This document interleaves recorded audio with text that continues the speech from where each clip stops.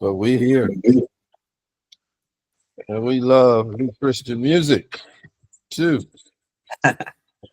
Yes, sir. I'm so glad to have you, man. I'm so glad to be Oh, with you.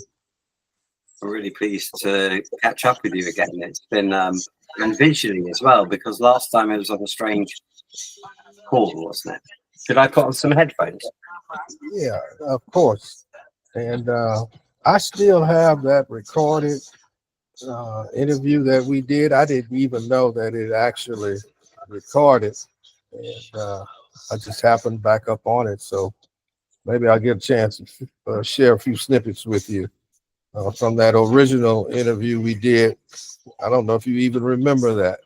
I do remember doing it. Yeah, it was a long time ago. I don't remember what we said, but I remember the nature of because of the nature of it was a different app that we were using, which was a phone to phone app. So I Yeah, remember more of the technical, like oh no, how's this gonna work? Then I actually do the content of what we're saying. But it was ages ago. It was sort of like when the label was like just doing like Kalindo stuff, I feel like, and stuff like that, maybe. oh yeah, man. It should have been what, 2017 or 2018, Was because it it was pre-pandemic?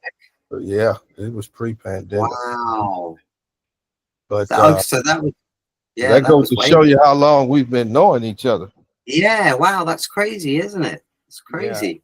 and we have definitely helped some artists, musicians out through your branding efforts and Bushrod Music Radio.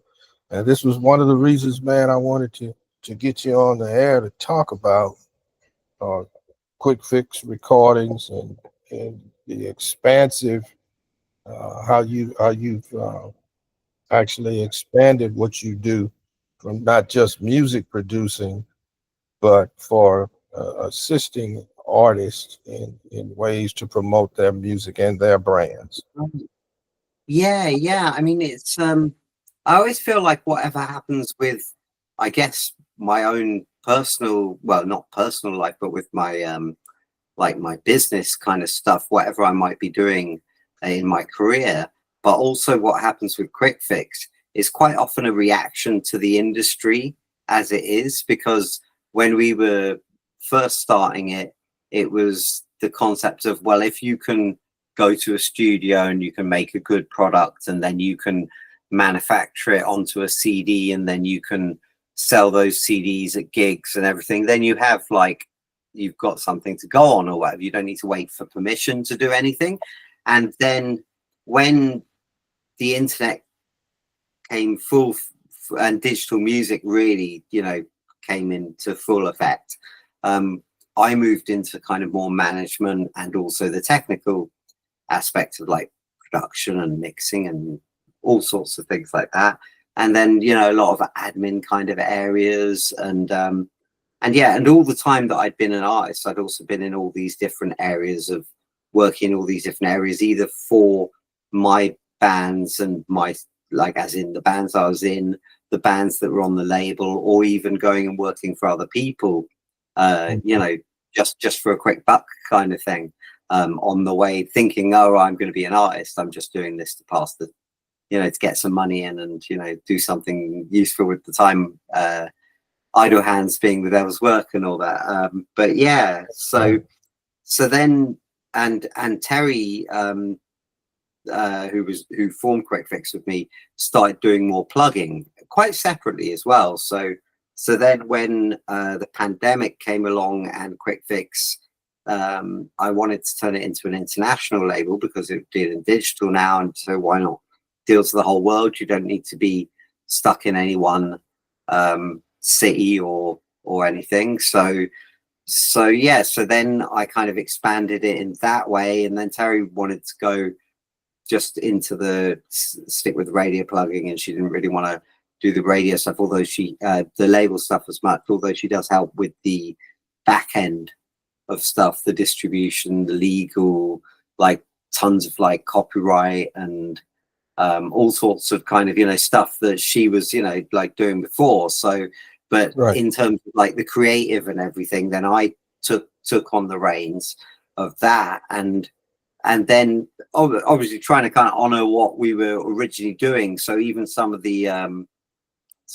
roster are like people who, you know, our first record ever was by a teen girl rock band called Caliber, and then one of our releases last year was Live Loose, who used to be in that band. So it's Okay. very much keeping the whole, you know, the family thing going as well with it. And yeah, just so then in recent times it's been quite apparent through doing the label that things have really changed for musicians in terms of what they're expected to do, and what benefits they can get back for that, and how much that really works in their favor. And so both me and Grace, who started taking on the plugging arm of, well, actually doing it quite PR separately because she works in marketing, but then she started doing some plugging, and then and press as well and stuff like that. And then so she started doing more of that, as well as her social media kind of expertise and everything. And so, and meanwhile, I kind of moved into, it's almost like part faux education, because it's not proper education. Like it's not, you can't get a scholarship in anything that I'm doing. And it's not, and it's kind of what you need to do in the industry, but it's also kind of anti-industry in the way that it's all the things that you wouldn't necessarily know that help you, instead of just following the herd, kind of carve out something that's more specific for you. And I think a lot of, you know, industry things, they're very one size fits all, and I don't think that's a good way for any artist for themselves to move forward in their career, because you've got to find out what you do and where your appeal is and where you can best ply your trade and how you can monetize what you do and all these kind of things. So, and I think artists can be quite bad sometimes at being business people.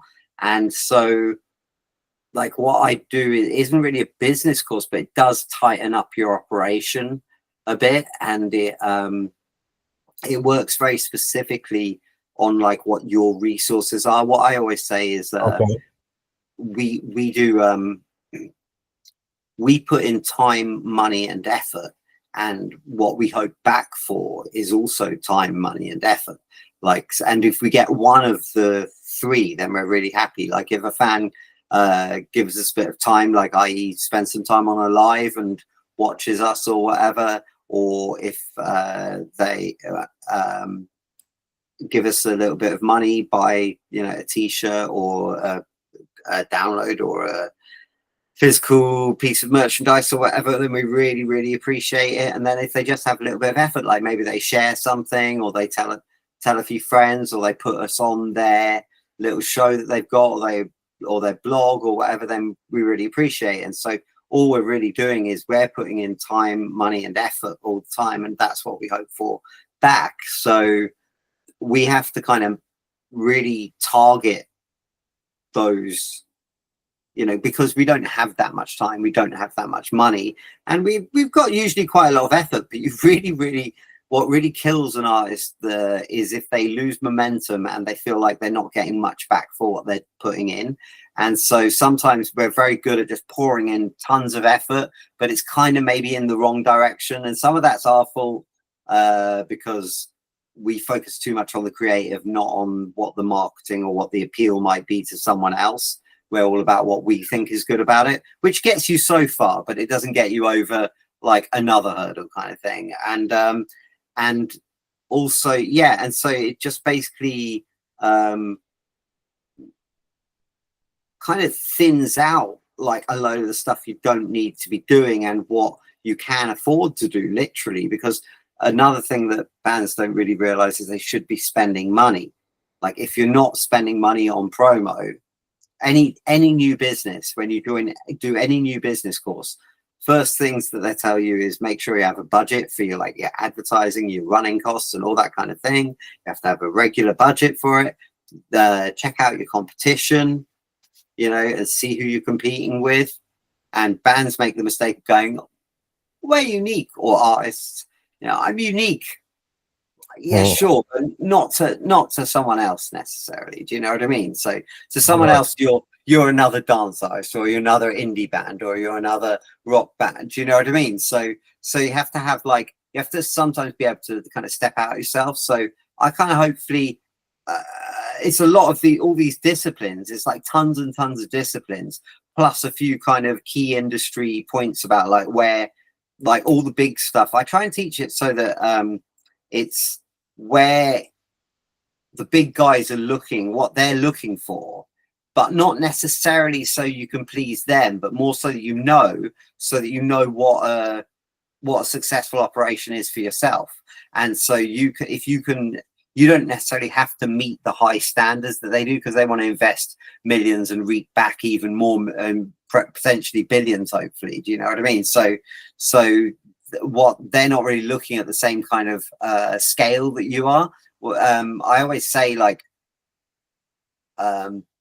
bands just want to put money in the van to get to the next gig. They don't necessarily want to have a bra line and be in a car advert. And do you know what I mean? Some of these things might compromise actually what they feel like is their integrity. Do you know what I mean? So actually what's kind of been taken from us is that we had a really honest trade, which was you make something, you visit someone, you show it to them, and then they either buy one and you move on to the next town. And that's been replaced by this chasing of a donkey carrot kind of situation. Do you know what I mean? Where there's a lot of goals that most people will never reach, but they're all playing the same game as if they would. Do you know what I mean? And instead they should focus on what they should be doing, what they can do. Everybody has a certain amount of hours. Everybody has a certain amount of money per month to put into their hobby / passion / thing that they care about. And sorry, and just to finish off my point, because I realize I've been talking about ages, it's just because it's all in my head, man. But the even if you're not doing it I want this to be my career, thing is, you've got 100,000 uploads per day going up. You've got a sea of competition on social media that is really hard to get past the algorithm, and do anything without lots of spending on adverts and stuff to actually get seen and stuff. So you're in competition, whether you think you are or not.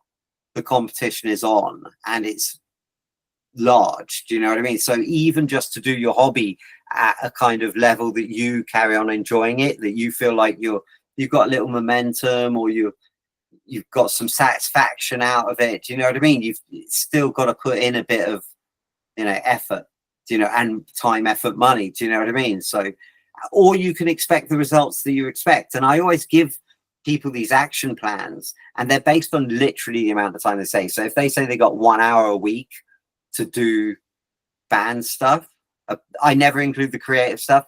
My understanding is if you've got to this point where you're talking to me, the creative stuff is taken care of. You do that in your time. You've managed that. You know how to do that thing.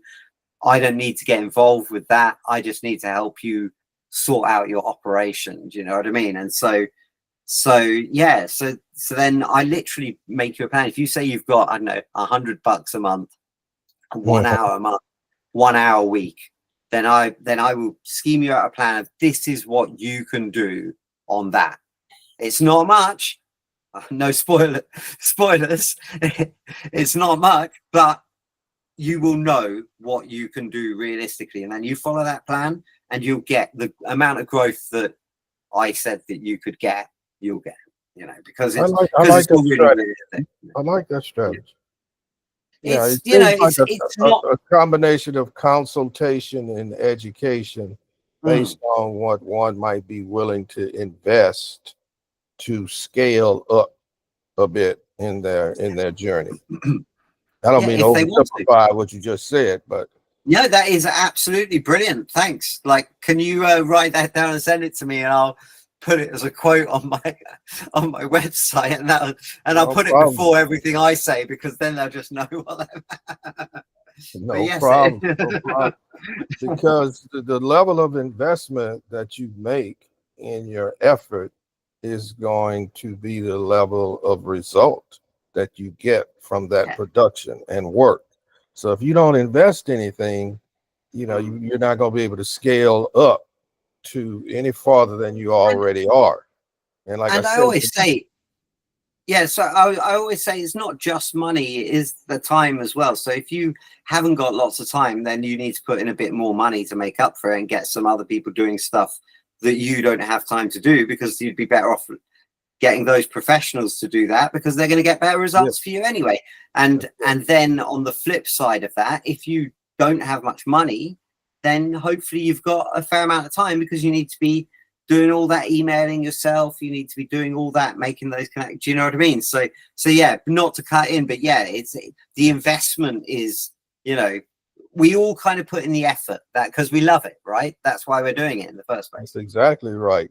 Where can an artist, potential client of yours, go to see what plans that you might offer, and strategies, and how much that would cost, based on their budget? Do you have a website that people can go to?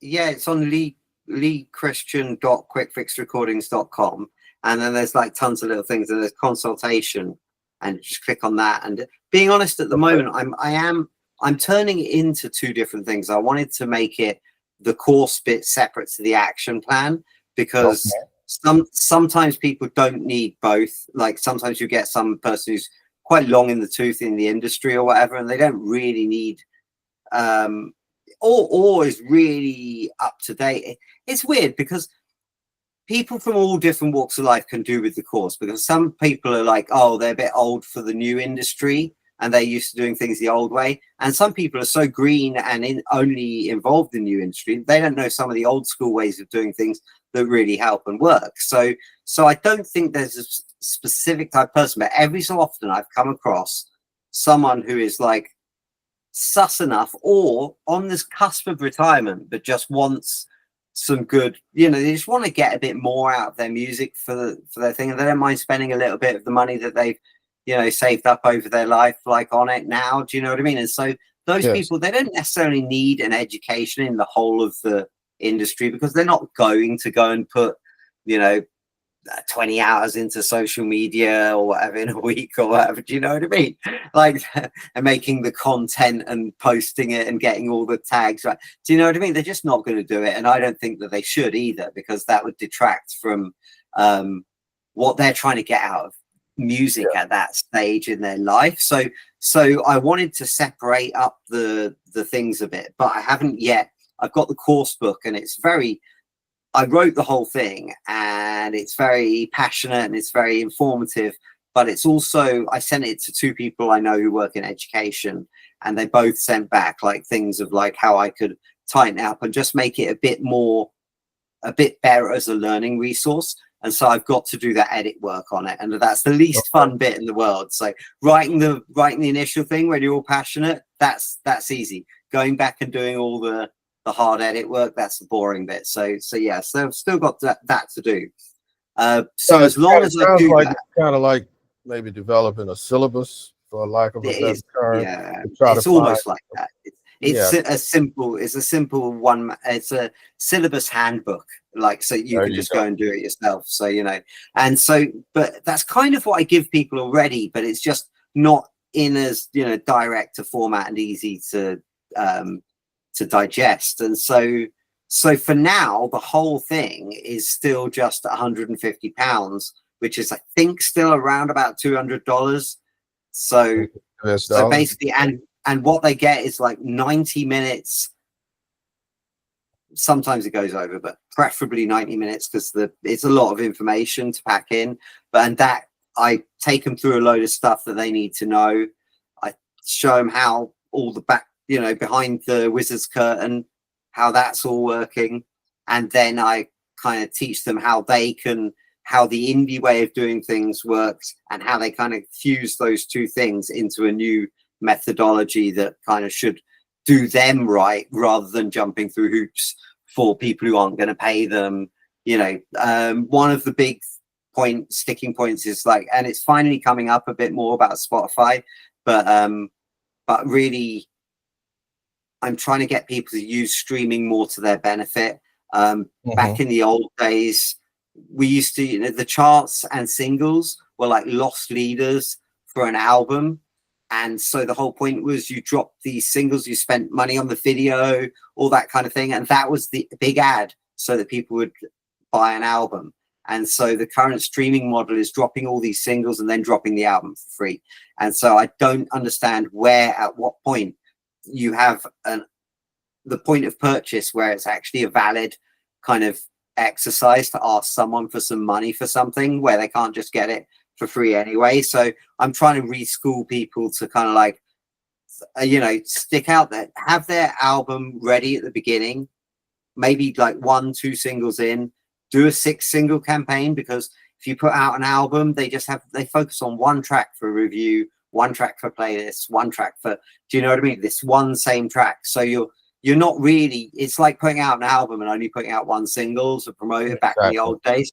You know, those albums sunk without a trace. Do you know what I mean? So it was very, very rare that you had like something like that. Only in the case of like Led Zeppelin, where they just weren't releasing albums full stop.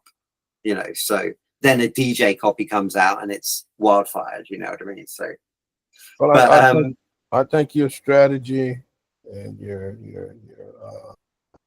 coursework to kind of guide the use of that strategy, I think it could be very beneficial to an artist.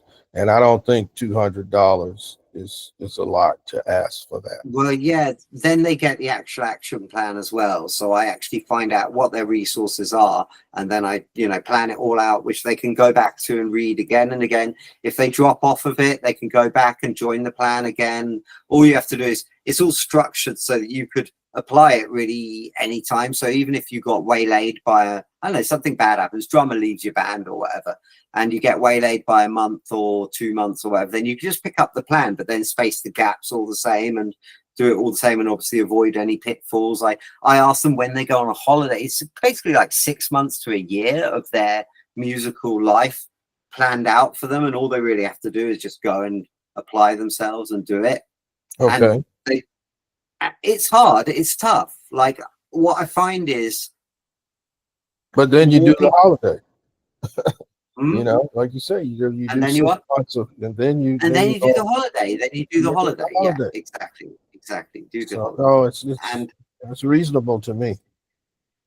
Yeah, I mean, it really depends, because a lot of people do music, or arts in general. They kind of do it and think, I'm going to get everything I want on my own terms, and I feel like, wow, the world really isn't like built like that. Like you can get everything you want, but very rarely on your own terms, or you can have things on your own terms, but you probably won't get everything you want.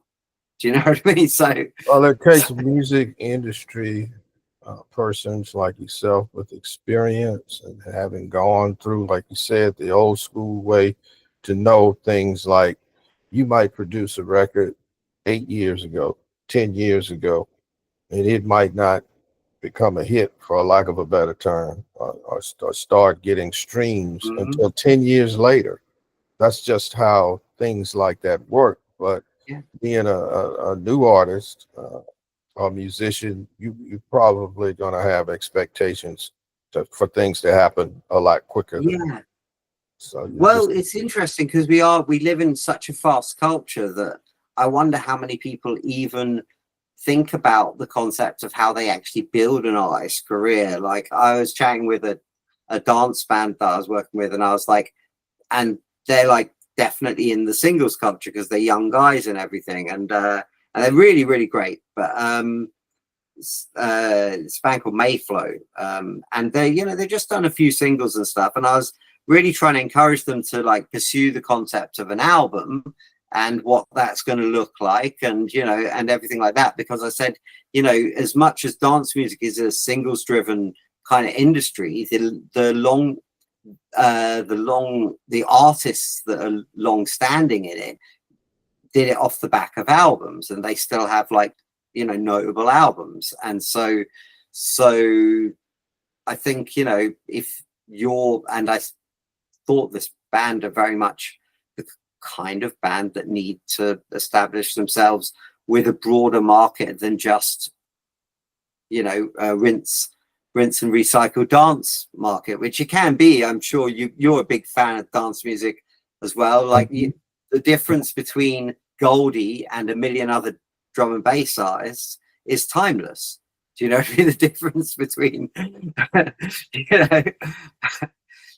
both that it works like a pun because his album's called Timeless, but the difference is that he's got this legendary album, and that will return 30 years. It's the anniversary of this legendary album. Do you know what I mean? And so it's just timeless. It's just timeless. Indeed. Yeah, there are a few artists that really don't have to produce new music, but I think of Phil Collins. Can you imagine how many times his music has actually been sampled? Oh yeah, absolutely. It's timeless. I do think. So not to cut you off, but I was going to say I do think that we're past the point where anybody really is making music now that will be sampled in the future and reused in the future. I don't believe. Probably right. You're probably right. Not with AI. It literally just occurred to me as you said it. So it's not like some theory of mine or anything. I like literally as you said it. I was just wondering, like, wow. I wonder whether, like, so how long goes Phil Collins? That's even like 10 years from now. Yeah. So in 40 years' time, will there be artists that then sample, say, Drake? Mm-hmm.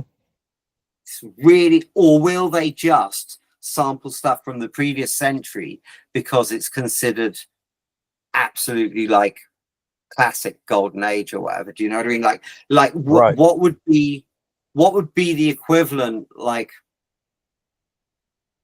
because there was like music that wasn't timeless like 40 years ago.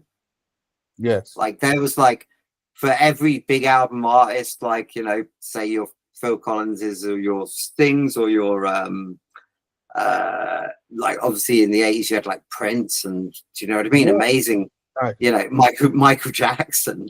Like, I don't even want to bring, I don't even, for musical purposes and for sheer how massive the other one was, I think we shouldn't bring in Prince or Michael Jackson because it's just an unrealistic expectation to put on anybody, really. But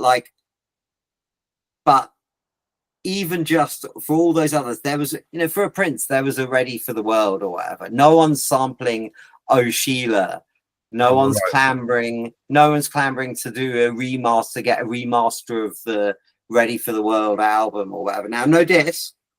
Do you know what I mean? But there's that, and then there's other. Jermaine Stewart, We Don't Have to Take Our Clothes Off, is still just a one song. Do you know what I mean? And one hit wonder. Yeah. It's probably more sampleable though. I would imagine that might have been sampled. I feel like that. Yes. But your point is well taken. It's just that the new music, it doesn't transcend time the way the old music did, and I think it's because we're just able to produce so much and so quickly and so often that we can come up with something different to listen to, and we don't have to go back to what we listened to 2 or 3 years ago. So it's just the way it is right now. Yeah, I mean, it's funny that you say 2 or 3 years ago as well, because I used to say that like 5 years ago, and now it really is 2 or 3. It's like, and before that you would have said it was like 10 years ago, and before that you might have said like 20 years ago. And that's directly consistent with how often the so-called celebrity artists are producing music. I mean, they are constantly producing music. They don't wait until next year to produce something. If they hold something that long, it probably was already created last year. Yeah, yeah, absolutely. And well, it's more to get the marketing in place, really. Like if Exactly. there's any pause, and I think the smartest artists are trying to like have some kind of more currency and drop things like, and it be a surprise, and then suddenly be just a new something out, and like, or you get a month's warning that they're going to be touring and they've got an album and everything in it, something that kind of creates like an actual buzz. But I do believe like a month, even a month in advance now feels like too much warning. It does. Like when do people do pre-sales for Spotify? And first off, you're doing way more advertising for Spotify than you're doing for yourself. But beyond that, what is the actual concept of that? You're asking someone if they will, in a month's time, listen to something that you're not going to get paid for them doing it for. Right. And you're warning them a month before for this one listen. And to commit to purchase. That you're not going to get anything for anyway. So like, what is it even? Can you imagine like if back in the old days, if artists were like, oh, I'm gonna put out a record in a month. Do you promise me you'll listen to a song from it? What? No, I What can't do you promise mean that. even? What do you even mean? Like, I don't understand what you're asking me for now. It's not a thing. Right. Do you know Right. what I mean? So, like it's like the thing is coming out, you're excited, there's a product you buy, like the other stuff is to advertise that. Like we've moved so far away from the sane, normal, honorable concept of what a musician was supposed to do, you know? We make something, we put it in people's faces, we move on, we make the next thing, we put it in people's faces, and somewhere along the way, we get some money back for that thing we made, not some related product. Do you know what I mean? Like the amount of rappers that like should go into the t-shirt industry because they know more about like all the different grades of cotton and like what the stitching and what do you know what I mean? And like how much the back and the front print and all that would cost. They know more about that than how to produce a record. Do you know what I mean? So, Exactly. so what are we doing? Do you know what I mean? I get the Wu-Tang idea of creating industry out of what you're doing and everything, but the primary thing with the Wu-Tang was the tracks and and the artistry at the core of it, and then everything else blossoms out from that. And I really do try and teach my bands as well, like get people interested in anything you're doing first, and then hit them with all the we've got a load of products for you. Do you know what I mean? Like everybody sees that, there's that famous thing of what is it, 1,000 good fans or whatever, and the idea being that if you just got like 1,000 fans and they all bought 50 quid's worth of stuff off you in a year, then that would give you 50,000 pounds a year or whatever. And it's like, yeah, but you've got to manufacture enough product regularly enough and excite people so that they spend £50, by the way, of profit, not of just turnover. Do you know what I mean? So said and done. Definitely. Yeah, it's way easier said than done. It's difficult for a mainstream artist to keep someone that interested. Do you know what I mean? Like and I'm not talking about Taylor Swift because that's a phenomenon and a brilliant slash awful marketing thing when you put out the same album and it's got three different covers and it's just the dad paying for the stuff because he doesn't want to disappoint his daughter. Do you know what I mean? Like it's like they're playing into, they've got the psychology like all down. Do you know what I mean? Yeah, it's almost like being in a cult with her. Yeah. Yeah. And daddy pays for the cult, Exactly. Yeah. But Lee, I want you to reiterate again how do people get to that website? I mean, yeah, they could just get in touch with me and I'll send them the info. You can send me leechristianmusic@gmail.com, or you can get in touch with me on social media, Lee Christogram on Instagram. Don't ask me to explain it. And there's the Lee Christian 69 on Twitter/X. Don't ask me to explain it. I think I'm just normal Lee Christian Music or something on or Lee Christian or something on Facebook. But yeah, or through Quickfix. You know, like you find Quickfix pretty easily with a Google these days. After all that work that we put in, like got a SEO that actually pops up now. Do you know what I mean? Sure, you know all about that one. Do you know what I mean? Like and it's my intent to get our chat here today posted via YouTube, so that people can kind of get an idea about what we've discussed and how it can help them.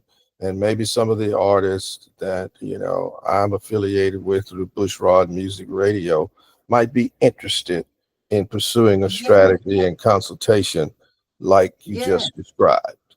I mean, the thing is, I think they would, because, you know, it's really catered to the individual. It's not like I've had so much different stuff where I've been, in one case, it turned out that the band really just needed a bit of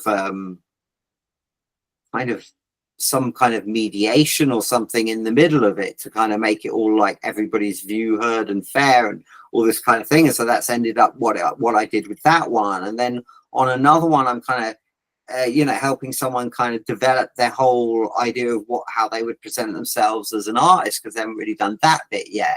And then on another bit, I'm kind of, they've got like an idea and I'm just like augmenting what their idea already is. And it's like one guy just wants to be a songwriter primarily. One guy, as I said, is, you know, in the twilight of his career or whatever, and just wants to, you know, get a few songs out there, make sure they're getting heard and stuff like that. And so it really just depends on each individual person, I think. And so I really try and, because I've worked in so many areas and I've done such a lot with like the label and my own careers, I should say, and you know, radio, obviously putting on gigs, I have a pretty broad knowledge of what we should be shooting for. And you know, it's interesting because I can't necessarily do it all myself, because, you know, I'm like going to be 50 soon enough. Do you know what I mean? And so I'm not trying to necessarily jump through billions of hoops. You know, I only got in this music industry, stick my middle fingers at people in the first place with like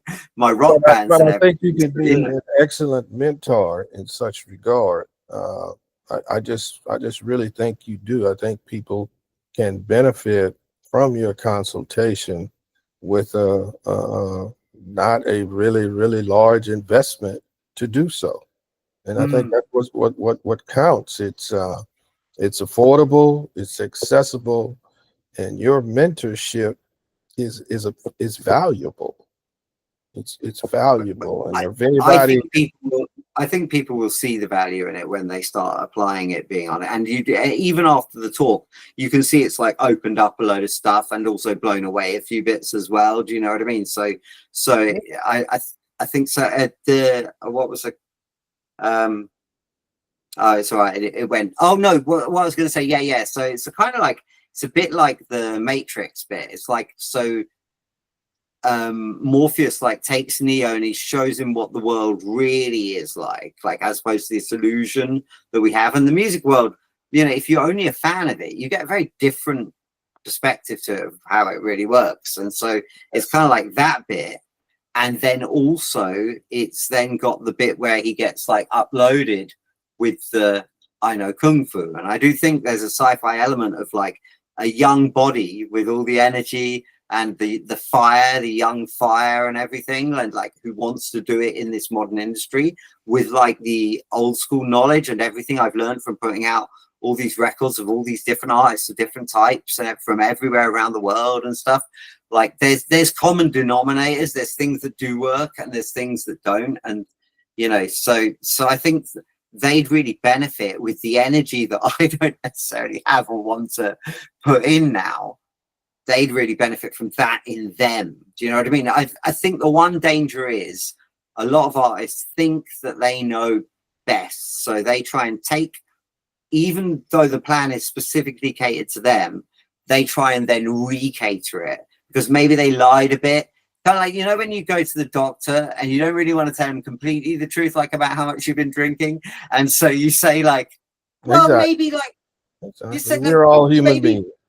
Maybe like 5 in a week, and it's actually closer to 10, you know what I mean, or something like that. And like, it's kind of like that kind of thing. And they say, I've got this much money to spend and this much time I put in, and the reality is they put about half the amount of time, and then they run out of money at certain points, and it's not as regular as they think. So I always try and undershoot so that it's like less than what they said they could do. But it's funny how often you see them not still manage to keep to what they said they're going to do, you know, like the fitness trainer. Oh, I said I'd do those. They didn't give you do those push-ups. You know, I said I'd do those push-ups. Yeah, they didn't give you a real critical summation of what they actually have accomplished thus far, and where they really want to go. So you could only go based on whatever information was what I have to you. Exactly. That's it. Exactly the point. Exactly the point. And yeah, and I do think you know, you have to be kind of really disciplined and honest with yourself about how disciplined you are. So if you're not that disciplined, then you just got to say, look, I'm kind of rubbish. I'm kind of gonna need, you know, like really work to just do that amount, or to just do that amount, and then that's what I'll project for you, and then you'll know a realistic, like, what you can achieve with that or not. Do you know what I mean? So yes. Yeah, Well, Lee, I really want to thank you for coming. Oh no, it's absolutely my pleasure. Thanks for having me. I didn't even realize what the nature of the chat was specifically, so I'm really pleased that you gave me an opportunity to talk about the service, actually. You know, well, yeah. I hope that I was able to give you time enough to talk about what is Christian music and Quickfix recordings. Yeah. Well, I mean, you know, it's a conversation that could go on for hours, isn't it? Because it is. And so we want to get some views. We don't want to keep them on. Exactly. Yeah. Right. We want to make sure we get some views on this chat. Absolutely. I will just I'll plug the website, quickfixrecordings.com. Do go and check out the playlist with all the artists, because it is a really good roster of really great music, as I'm sure you'll agree. And then my radio show, not that I want to advertise a rival radio show, but it's a really good little indie show. I understand. It's worth dipping out, and you every so often hear some Bushrod on there as well. So it's always worth it. That's what's up. Yeah. Thanks again, Lee, man, and keep coming back, man. Let's stay in touch, and look for a post from me on this. I'm gonna try to put together like a little biographical sketch on this, and I'll send you over. I'll send you over the new information for that to go with the post. Yeah, awesome. Thanks again, man. I appreciate you coming on. No, thank you. Really appreciate it. Take care, of yourself, man. All right. Thanks. Bye. Bye. Take care. Thanks for that.